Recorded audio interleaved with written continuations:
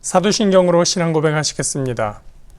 전능하사 천지를 만드신 하나님 아버지를 내가 믿사오며 그 외아들 우리 주 예수 그리스도를 믿사오니 이는 성령으로 잉태하사 동정녀 마리아에게 나시고 본디오 빌라도에게 고난을 받으사 십자가에 못 박혀 죽으시고 장사한 지 사흘 만에 죽은 자 가운데서 다시 살아나시며 하늘에 오르사 전능하신 하나님 우편에 앉아 계시다가 저리로서 산 자와 죽은 자를 심판하러 오시리라. 성령을 믿사오며 거룩한 공회와 성도가 서로 교통하는 것과 죄를 사하여 주시는 것과 몸이 다시 사는 것과 영원히 사는 것을 믿사옵나이다. 아멘. 오늘 함께 보실 말씀 로마서 7장 7절부터 10절 말씀입니다. 신약성경 248면에 있습니다. 신약 248페이지 로마서 7장 7절부터 10절 말씀입니다. 그런즉 우리가 무슨 말을 하리요? 율법이 죄냐? 그럴 수 없느니라. 율법으로 말미암지 않고는 내가 죄를 알지 못하였으니 곧 율법이 탐내지 말라 하지 아니하였더라면 내가 탐심을 알지 못하였으리라. 그러나 죄가 기회를 타서 계명으로 말미암아 내 속에서 온갖 탐심을 이루었나니 이는 율법이 없으면 죄가 죽은 것임이라. 전에 율법을 깨닫지 못하였을 때에는 내가 살았더니 계명의 이름에 죄는 살아나고 나는 죽었도다. 생명에 이르게 할 그 계명이 내게 대하여 도리어 사망에 이르게 하는 것이 되었도다. 아멘. 우리는 바울이 오직 믿음으로 의롭게 된다. 이신칭의. 그래서 믿음으로만 구원을 받는다 라고 강조했던 것을 알고 있습니다. 이신칭의, 이신득의라고 하는 말이죠. 바울이 이 이신칭의 믿음으로 의롭게 된다라고 하는 이야기의 반대쪽에서는 어떤 주장이 있었겠습니까? 율법으로 구원받을 수 있다. 율법의 행위를 강조하는 사람들이 있었습니다. 그래서 구원에 있어서 믿음과 율법은 반대되는 개념으로 이해되었고 아울러 율법은 구약시대에 해당하는 것이고 이제 신약시대에는 믿음이 율법을 대체하는 은혜의 시대다. 율법이 이제 더 이상 필요 없다라는 식으로 이해하는 경우가 많이 있습니다. 다시 말하면 구약의 율법의 시대가 끝나고 신약은 믿음으로 구원받는 은혜의 시대가 시작되었다. 그런 개념입니다. 근데 바울이 정말로 그렇게 생각을 했을까? 우리가 오늘 본문을 보면서 조금 더 살펴보려고 합니다. 4절에 보면 물론 바울은 우리가 율법에 대하여 죽었다고 얘기를 합니다. 6절에 보면 우리가 얽매였던 것, 즉 율법이죠. 그 얽매인 것에 대해서 죽었기 때문에 우리는 율법에서 벗어났다라고 말하고 있습니다. 이 내용만 봤을 때는 바울이 율법은 이제 더 이상 필요 없다라고 말한 것처럼 보입니다. 그런데 바울로서는 그렇게 말하기에는 쉽지 않은 바울의 딜레마가 있었습니다. 우선 바울 스스로가 유대인이었습니다. 유대인에게 율법은 아주 중요한 삶의 기준이 됩니다. 게다가 자신이 위대한 스승, 당대 가장 유명한 율법 교사 가말리엘의 수하에서 교육을 받았기 때문에 이 바울은 율법에 대한 학식이 대단했던 사람입니다. 나아가서 바울은 이방인의 사도로 스스로를 인식하고 있었고 이방 지역에서 사역을 했지만 실제로는 이방 지역의 유대인 회당을 기점으로 복음 전파의 사역을 시작했었습니다. 바울이 유대인의 회당에 갔다는 것은 율법을 기준으로 율법으로부터 시작해서 가르침을 시작할 수밖에 없었다는 뜻입니다. 율법을 반대하면서 이야기할 수 있는 공간이 못 된다는 것이죠. 유대인의 그 회당이라는 것이. 이처럼 바울로서는 여러분 이제 율법은 더 이상 필요 없습니다. 중요하지 않습니다. 라고 말하기에는 여러 가지 이유로 어려운 상황이었고 바로 그것이 율법에 관한 바울의 딜레마였다고 할 수 있습니다. 6장부터 7장 6절까지는 바울이 율법을 죄와 매우 비슷한 방식으로 설명을 합니다. 그래서 잘못 읽으면 율법이나 죄나 다 똑같이 나쁜 것이구나, 우리가 다 버려야 할 것이구나 라고 생각할 수 있습니다. 그렇게 생각할 것을, 사람들이 그렇게 생각할 것을 너무나 잘 알고 있는 바울은 우리가 읽은 본문, 오늘 읽은 본문을 통해서 그게 아니야 라고 설명합니다. 그러면 뭐라고 얘기를 하는 걸까요? 7절입니다. 그런즉 우리가 무슨 말을 하리요? 율법이 죄냐? 그럴 수 없느니라.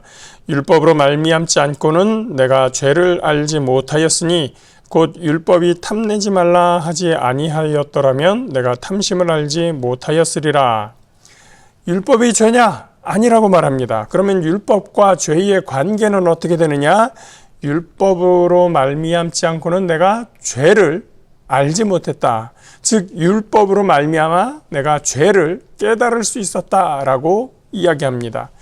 예를 들면 율법이 탐내지 말라라고 했으니 내가 뭔가 탐내는 탐심이 있구나라는 것을 알게 되었지, 율법에 그 말이 없었으면 나는 내가 탐내는지도, 그리고 그 탐내는 것이 나쁜지도 몰랐을 것이다 라는 설명을 하고 있는 것입니다. 그러니까 바울이 지금까지 위에서, 그러니까 6절 이전에서 쓴 글을 읽고 율법이나 죄나 다 똑같은 거구나, 다 나쁜 거야 라고 생각한다면 오해라고 하는 것입니다.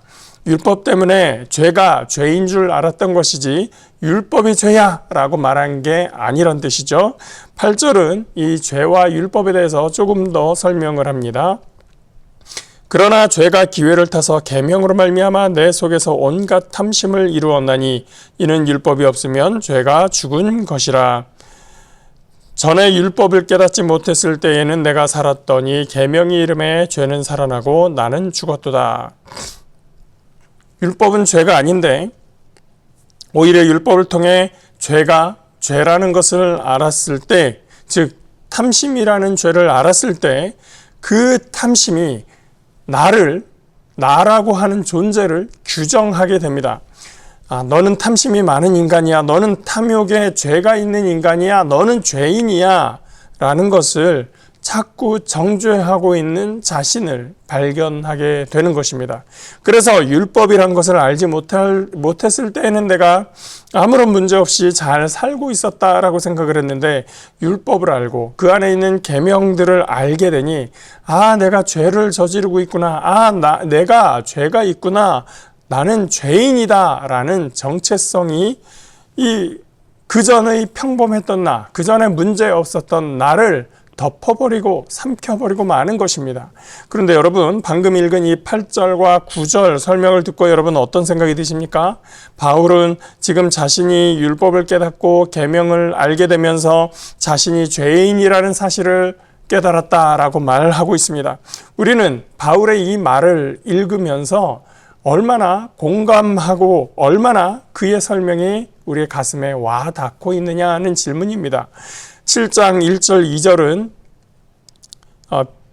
비유적으로 설명을 하면서 다분히 담담하게 글을 쓴 느낌이 좀 있습니다. 그런데 7절 이하부터 보면 이 글의 내용이 굉장히 격앙되어 있다라는 느낌을 받게 됩니다. 7절 시작할 때 말투만 봐도 그렇지 않습니까? 그런즉 우리가 무슨 말 하리요? 율법이 죄냐? 그럴 수 없느니라. 이렇게 이 문장 안에는 엄청난 감정이 들어있는 것처럼 보입니다. 8절, 9절을 읽을 때는 죄가 자기 속에서 탐심을 찾아내서 고발하고 있는 걸 견디기 힘들어하는 바울의 모습이 보이는 것 같습니다. 그래서 9절 마지막에는 죄가 살아나고 오히려 내가 죽었다고 아주 극단적으로 표현하고 있는 것입니다. 무슨 말이냐? 바울이 느끼는 것처럼 우리가 율법을 통해 내가 죄인이라는 것을 알게 되었을 때 우리도 바울처럼 가슴이 철렁 내려앉고 나는 죄인이구나, 내가 내 속에 죄를 품고 있구나라는 그러한 느낌을 받고 있느냐라는 반성인 것입니다. 내가 이렇게 죄인이었단 말인가? 내가 그렇게 탐심을 가진 죄인이었고, 내가 그토록 사랑할 줄 모르고, 내가 그토록 이기적인 사람이었구나 라며 나를 돌아볼 수 있는 우리의 모습이냐 라는 것을 이 글을 읽으면서 우리 모습을 보게 되는 것입니다. 바울은 이 내용을 한 문장으로 정리합니다. 10절입니다. 생명에 이르게 할 그 계명이 내게 대하여 도리어 사망에 이르게 하는 것이 되었도다. 원래 하나님께서 자기 백성에게 계명을 주신 이유, 율법을 주신 이유는 그 계명을 지킴으로써 하나님의 백성으로 살아가라, 하나님의 백성됨을 지켜내라 라고 하는 것이었습니다. 그렇게 살아간다면 그 계명은 그 백성을 생명에 이르게 하는 계명이 되었을 것입니다. 율법이 그렇게 생명에 이르게 하기 위해서 주어졌던 것인데, 알고 보니, 가지고 있어 보니 계명이 있어도 계명을 지키지 못하고 죄가 많다는 것만 알고 깨닫게 되니 계명으로서 생명에 이르는 것이 아니라 오히려 사망에 이를 수밖에 없는 존재라는 것을 깨닫는 것으로 그 결과가 정리되고 있다라는 것입니다. 종교개혁자 루터의 갈등이 바로 그것이었습니다. 죄에 대한 두려움, 아주 작은 잘못조차 심판받을지 모른다고 하는 하나님에 대한 두려움, 그 큰 두려움이 있던, 죄에 대한 두려움이 있던 것이 수도사 루터의 삶이었습니다. 하나님의 계명으로 인한 정죄가 두려움과 공포가 되어서 루터의 영혼과 루터의 삶을 갉아먹고 있었던 것입니다. 그러다가 발견한 것이 로마서 1장 17절 말씀입니다. 우리가 초기에 읽었죠. 복음에는 하나님의 의가 나타나서 믿음으로 믿음에 이르게 하나니 기록된 바 오직 의인은 믿음으로 말미암아 살리라 함과 같으니라. 이 말씀이었습니다. 원래는 생명의 길잡이가 되어야 하는 율법을 겸손하고 정직한 마음으로 받아들이고 보니 오히려 그 율법에 따라서 살지 못하고 있는 자신을 발견하게 되고, 그 죄책감에 사로잡히게 되고, 죄로 인한 두려움에 갇히게 되고, 결국 하나님의 심판에서 죄인이라는 도장을 받게 될까 두려운 것입니다. 바울 자신이 그렇게 살아왔고, 루터도 역시 그런 고민을 가졌던 사람입니다. 그렇기 때문에 바울은 율법을 통해서 죄가 살아나고 오히려 나는 사망에 이른다라고 말하였습니다. 바울은 앞에서 우리가 율법과 죄에 대해서 죽었다고 말했지만, 오늘 본문의 분위기를 보면 율법과 죄는 언제든지 다시 살아날 수 있는 것 같습니다. 우리가 하나님의 은혜를 잠시 놓치고 있을 때 율법은 어느덧 다가와 우리를 정죄하고 있을지 모릅니다. 물론 우리는 정죄받을 일에 대해서 회개하고 다시 은혜 아래 들어가면 문제가 없습니다. 그리고 그 은혜 안으로 들어가서 사는 것이 오늘 저와 여러분의 삶인 줄 믿습니다. 그 삶이 우리에게 필요한 것을 또한 우리는 믿고 있습니다. 바울은 그 이후에 율법에 대해서 좀 더 진행하고 있습니다. 우리가 그 바울의 이야기에 대해서 다음 시간에 좀 더 보도록 하겠습니다. 오늘 우리가 이 본문을 통해서 생각할 것은 율법이 살아나서 율법의 안에서 죄가 살아나고 오히려 내가 죽는다라고 생각했었던 바울의 고민, 갈등, 율법에 대해서 민감했었던 그러한 반응, 그것이 과연 우리에게 어떤 의미를 갖는가? 우리는 하나님의 율법 안에서 앞에서 정말 그렇게 민감하였던가? 라는 그것을 한번 생각하되, 물론 그것 때문에 죄책감이 우리를 사로잡아서는 안 되고 우리가 은혜 아래 있다는 것을 잊지 말아야 될 줄 믿습니다. 주님 안에서 오늘도 승리하는 저와 여러분 되시기를 주님의 이름으로 축복합니다. 기도합니다. 사랑과 은혜의 하나님 감사합니다. 하나님께서 우리를 사랑하시고 하나님의 은혜의 안으로 불러주신 것을 감사합니다. 하나님, 주님 주신 율법이 오히려 우리에게 죄를 깨닫게 하고 그 죄로 말미암아 그 죄책감과 두려움으로 그 영과 삶이 망가지려고 했었던 루터의 모습을 우리가 기억합니다. 하나님, 우리가 그 정도는 아닐지라도 죄에 대해서 조금은 더 민감하고, 그래서 그 죄로부터 구원받은 우리의 삶을, 하나님의 은혜를 우리가 기억하면서 더욱더 은혜와 사랑의 삶에 감사드리는 삶으로 나아갈 수 있도록 인도하여 주시옵소서. 오늘도 우리 함께 하신 주님께 감사드리며 예수 그리스도 이름으로 기도합니다. 아멘. 하늘에 계신 우리 아버지여, 이름이 거룩히 여김을 받으시오며 나라가 임하시오며 뜻이 하늘에서 이루어진 것 같이 땅에서도 이루어지이다. 오늘 우리에게 일용할 양식을 주시옵고 우리가 우리에게 죄 지은 자를 사하여 준 것 같이 우리 죄를 사하여 주시옵고 우리를 시험에 들게 하지 마시옵고 다만 악에서 구하시옵소서. 나라와 권세와 영광이 아버지께 영원히 있사옵나이다. 아멘.